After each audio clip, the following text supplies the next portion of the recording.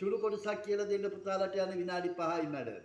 හොඳම කොටස කියලා දෙන්න විනාඩි 10ක් යනවා. කාල වේලාව දෙන විදියට කියලා දෙන කොහොමද පුතේ කාල වේලාව දෙන්නේ? අපිට විනාඩි 5ක් වගේ තමයි. 5ක් ඇති. අයියේ සාදුකාරයක් සාදු සාදු සාදු.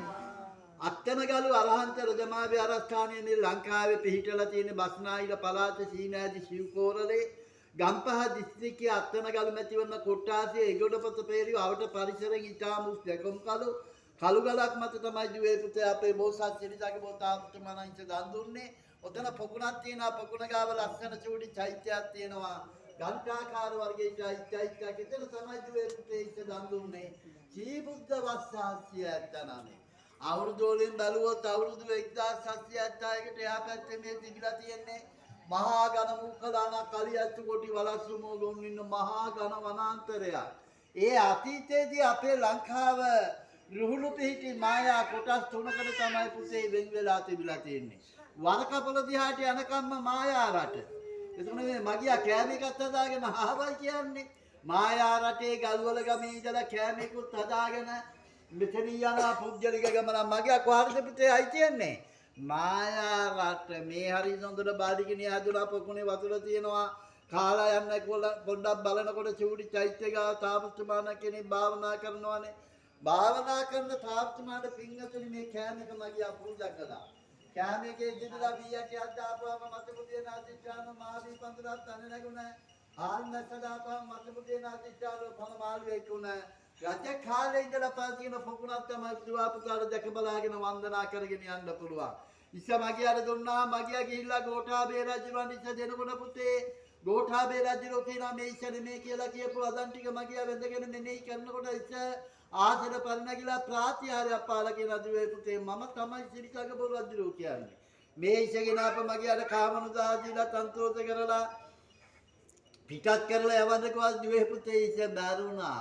නරිච්චයිස නරක් වේගෙන එනවා මේ ටිකේ එන්නත් බෑ. ඒ ඉස්ස අනුරාධපුර රාජධානිය හත්ති කුච්චි කියලා තැනක් තියෙනවා. ඔන්න ඔතන ඉස්ස මීදම් කළා කියන රුවන්වැලි ඡාය පේන තෙක් මානෙන් මේ සිද්ධිය ආරංචි වුණා. සිරිසගේ බෝරජුරන්ගේ දේවින්නාන්සේට ආරංචි වෙලා රෑ 9ක්. රෑ 9ක් වැටි වැටි අතරමං වෙවි එනකොට පුතේ මේ දර කඩ යන දෙන්නට තමයි මේ දේ අම්මලා තියෙන්නේ දර කඩ යන ගම චූටි චෛත්‍ය ගාව තිබිලා. දේවින්නාන්සේට දර කන්න දෙන්න කොමාරි මේදී අම්බෙලා අහනවා පින්වතුනි ඉස්සක් නැති කඳක් එහෙම දැක්කද කියලා. චූටි චෛත්‍ය ගාවට අතදි කරලා පෙන්නනවා දර කන්න දෙන්න. අතන ගල උඩ තමයි දේ තියෙන කියලා දේවින්නාන්සේට.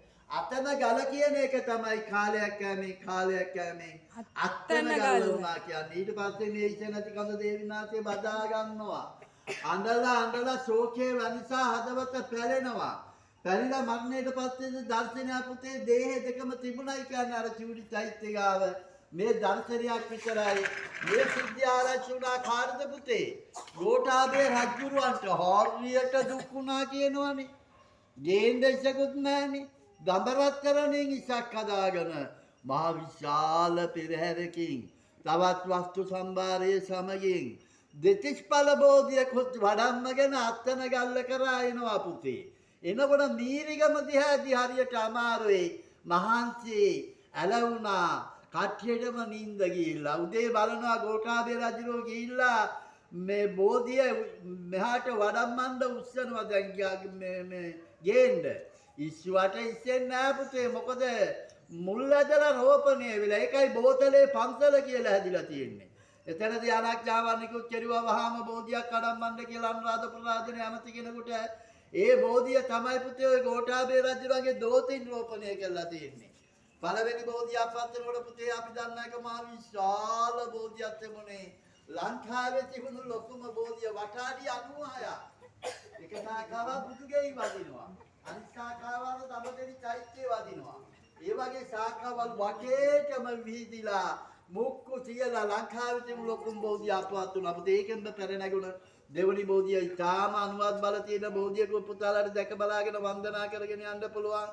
දින ගානක් එනකලොත් වේ පුතේ දින ගානක් එනකලොත් දේහ දෙක තිබුණයි කියන චූටි චෛත්‍ය ගාව උලා කුඹෙක්වත් වහලා නරක කියලා මොකුත් තිබුණ නැහැ කියන එක තමයි පුතේ අපේ ආගමානුකූලව ධර්මාධිෂ්ඨානීය පින්බලය කියන්නේ.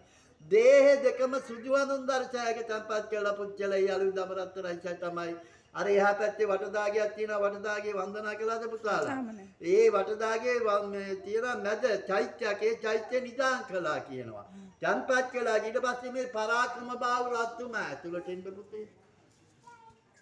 පරාක්‍රම බාහු රජතුමා මේ බලන්න පුතේ විජේ බාහු රජතුමා මුගලන් මහරජතුමා උපතිස්ස මහරජතුමා ගෝඨාභය යන රජුන් තමයි මේ සිද්ධාර්ථාන හදලා ඒ කාලේ සංඝයා වහන්සේලාට පූජා කළා කියන්නේ පුතේ.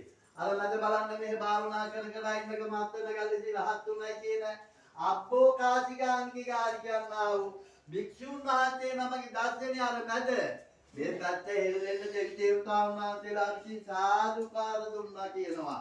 අර මැද බලන්න මේ භාවනා කර කර